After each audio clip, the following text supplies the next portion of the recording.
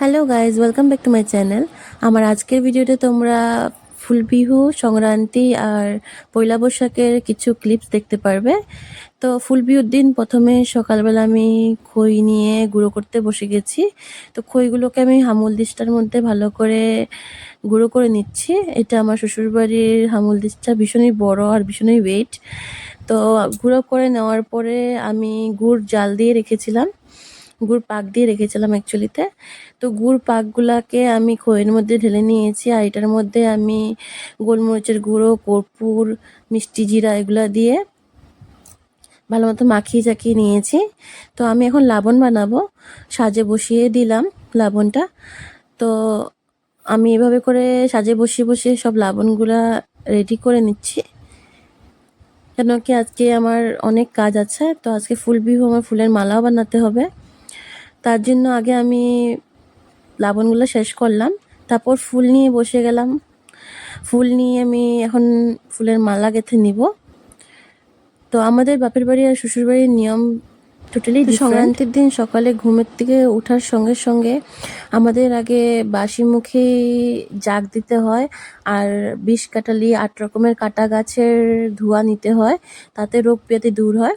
তো ওগুলা করে আমি স্নান করে নিলাম, নিম পাতা দিয়ে মাখিয়ে স্নান করে পুজো দিয়ে তারপর আমি প্রতিটা দরজার মধ্যে ফুলের মালাগুলো যে করে রেখেছিলাম ওগুলাও লাগিয়ে নিয়েছি।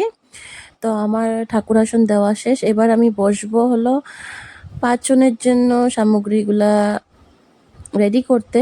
সব সবজিগুলা নিয়ে আমি কাটাকুটি করে নিলাম, চলছে, এখনো বাকি আছে কিছু কিছু।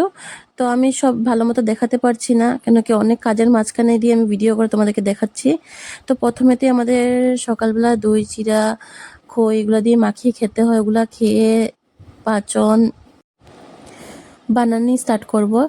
তো শাশুড়ি মা সব রেডি করে দিয়েছে আমাকে, হাতের সামনে সব জোগাড় করে রেখে দিয়েছে। সব সবজি উবজি জল দিয়ে ভাপিয়ে, গরম জল দিয়ে ভাপিয়ে রেখে দিয়েছিল সামনে। তো আমি চুলা প্রথমে জ্বালানির আগে, এটা প্রথম রান্না আমার শ্বশুরবাড়িতে। তো ঠাকুরের সামনে আমি আগে বাতি জ্বালিয়ে আমি চুলা জ্বালিয়ে দিলাম। তারপর কড়াই গরম হওয়ার পরে আমি সর্ষের তেল ঢেলে নিয়েছিলাম। তারপর তেজপাতা আর শুকনো লঙ্কা সম্বাদ দিয়ে দিলাম প্রথমেই। তারপর আমি এটার মধ্যে ৫ ফোড়ন দিয়ে দিলাম।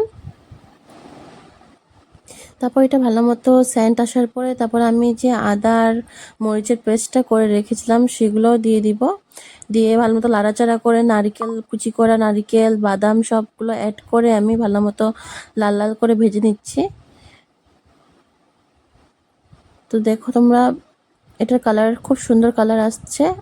তো আর একটু লাল লাল যখন হবে তো তখন আমি ফ্রাই করে নিই এটাকে ভালো করে।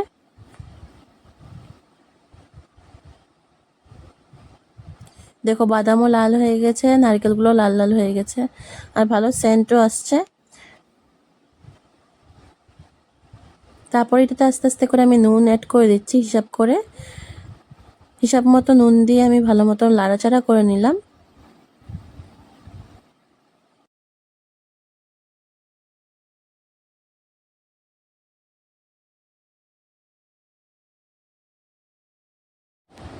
তারপর এটার মধ্যে আমি হলুদের গুঁড়ো অ্যাড করছি, হিসাব মতো করে দিতে হবে। হলুদ গুঁড়ো দিয়ে দেওয়ার পরে আমি জিরার গুঁড়ো অ্যাড করছি, আর আমি মরিচের গুঁড়ো অল্পখানি অ্যাড করলাম কালারের জন্য, কেন কি আমি আগে কাঁচা লঙ্কা পেস্ট করে দিয়েছিলাম। তো ঝাল হিসাব মতো দিতে হবে, আর পাঁচন অত ঝাল হলেও ভালো লাগে না। তো আমি অত বেশি ঝাল দিইনি, কেন কি আমার শ্বশুরবাড়িতে ঝালটা একটু কমই খায়। তারপরে আমি যে সিদ্ধ করে রেখেছিলাম সবজিগুলো, সব সবজিগুলো অ্যাড করে দিচ্ছি। আস্তে আস্তে করে এক এক করে আমি সব সবজিগুলো আমি অ্যাড করছি, অ্যাড করে ভালো মতো নাড়াচাড়া করে নিচ্ছি।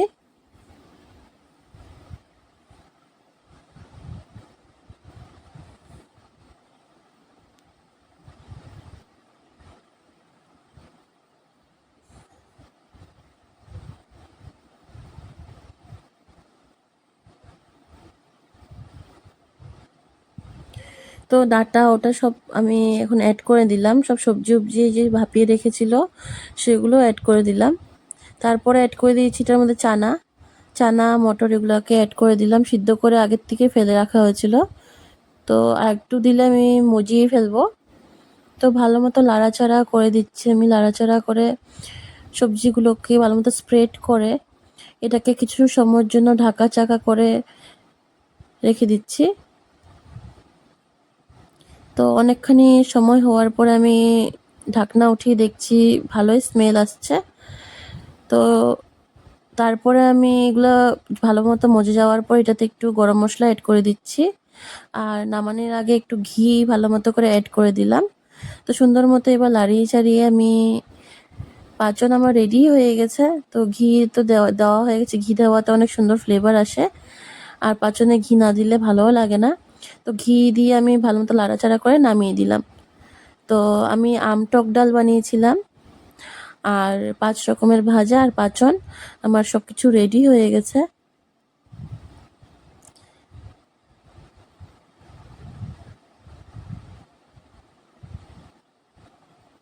তো আমার সব কিছু রেডি। তো দুপুরবেলা খাওয়া দাওয়া করে নেওয়ার পরে আমি ভীষণ তাড়াতেই ছিলাম, তার জন্য ভালো মতো ভিডিও করতে পারিনি আসার সময়। তো আমরা চলে আসলাম বরের সঙ্গে, বাড়িতে গেছিলাম প্রথমে আমার নিজের বাপের বাড়িতে। তো ঘরে পাচন দিয়ে এসে বিএমবি স্কুলের এখানে চড়ক পুজো দেখতে চলে এসেছি। দেখো ভীষণই ভিড় ছিল, তার জন্য আমি ভালো মতো ভিডিও পর্যন্ত করতে পারিনি। রোডের মধ্যে ভীষণ ক্রাউড ছিল। তো তোমরা দেখতে থাকো কি সুন্দরভাবে এখানের চড়ক পুজোটা হয়, আর মানুষেরও ভিড় দেখো। আর এখানে আমাদের দীপঙ্কর দা যে কালী ঠাকুর সেজেছিল, সবাই দাদার ভিডিও নিচ্ছিল, ভীষণই সুন্দর লাগছিল দাদাকে। আর এখানে চড়ক পূজা ভীষণ পুরানা, অনেকই পুরানা, আর অনেক সুন্দর পূজা হয়। তো আস্তে আস্তে আমরা আইসক্রিম খেয়ে নিলাম, খেয়ে দেওয়ার পরে দেখো এখানে আমি জুম করে দেখাচ্ছি কালী ঠাকুরের পুরা লুকটা। আমি পরে ফটো অ্যাড করে দিব, তোমরা তখন দেখে নিও। তো ভিডিওতে তো বোঝা যাচ্ছে না, আমরা ভীষণ দূরের থেকে ভিডিও করছিলাম, এত ক্রাউড ছিল যে আমি দাঁড়াবো ওটাও জায়গা পাচ্ছিলাম না, এতই ভিড় ধাক্কাধাক্কি চলছিল। তো আস্তে আস্তে সন্ধ্যা হয়ে আসছে, এখনো আমাদের মানুষ তোলা হয়নি। তো তোমরা দেখো আরেকবার কি হারে ক্রাউডটা, শুধু মানুষের মাথায় দেখা যাচ্ছে, এতই ক্রাউড, চেনাও যাচ্ছে না কে কোথায় দাঁড়িয়ে আছে। অ্যাকচুয়ালি এটা বহুতই পুরানো, আমি বলেছি আগেও এটা অনেকই পুরানা পূজা, তার জন্য এখানে অনেকই ভিড় হয়। তো ভিড়ের মাঝখানে আমরা কয়টা ফটো তুলে নিলাম। আর এখনই চড়ক গাছে ঘুরানি শুরু করবে, গাছে তুলে নিয়েছে মানুষ। তো দেখো তোমরা।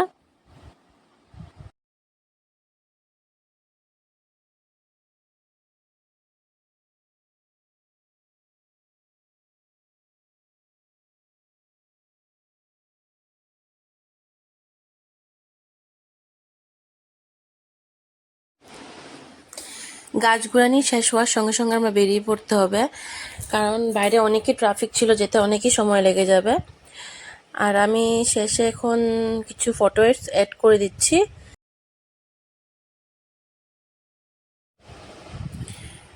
আর আমি বাকি ভিডিওগুলো এখন নিলাম না, আমি ডাইরেক্টলি তোমাদের সঙ্গে কালকে সকালে দেখা করছি। তো ঘুম থেকে উঠে প্রথমে আমি স্নান করে নিয়েছি, আর সবাইকে প্রথমেই জানাই শুভ নববর্ষর হার্দিক শুভকামনা আরও শুভেচ্ছা। তো আশা করি তোমাদের জীবনে হাসি খুশি করে তোমরা কাটিয়ে চলতে পারো।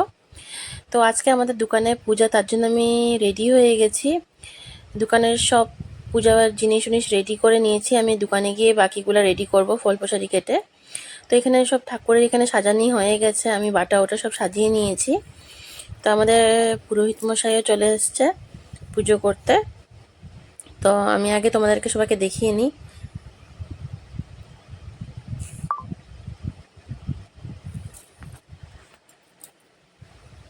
তো আমাদের পূজা এখনই আরম্ভ হয়ে যাবে।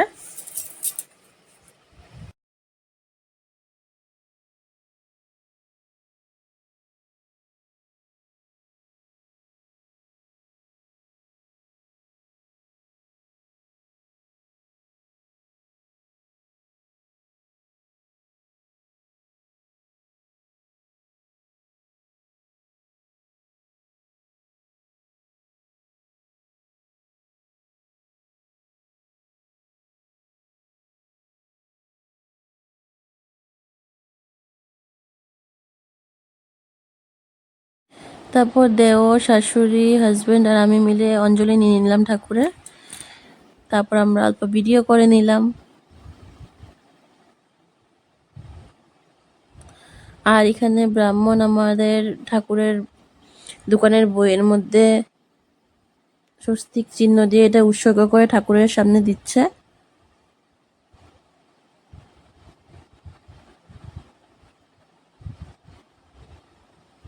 তো আমাদের পূজা শেষ।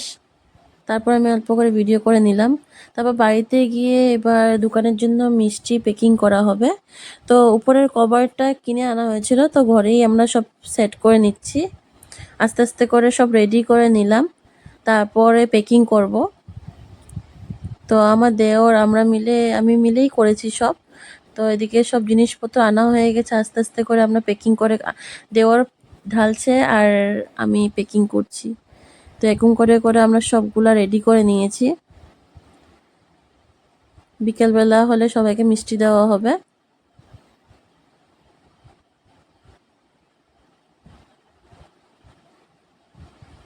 তারপর হাজবেন্ড আর আমি টাইম বার করে বিকালবেলা বেরোলাম একটুখানি মন্দিরে। তো ব্রহ্মা মন্দিরে ব্রহ্মা পূজা দেখলাম, কালীবাড়িতে গেলাম, গিয়ে ওখানে মাদের সঙ্গেও দেখা হয়েছে, মা এসছিল, ভাই এসছিল। তো সবাই মিলে আমরা কিছু পিকচার্সও ক্লিক করে নিলাম। পয়লা বৈশাখটা অনেক ভালোই কাটলো, আশা করি তোমাদেরও ভালোই গেছে। তো আমার ভিডিও দেখার জন্য ধন্যবাদ। শুভ নববর্ষ সবাইকে।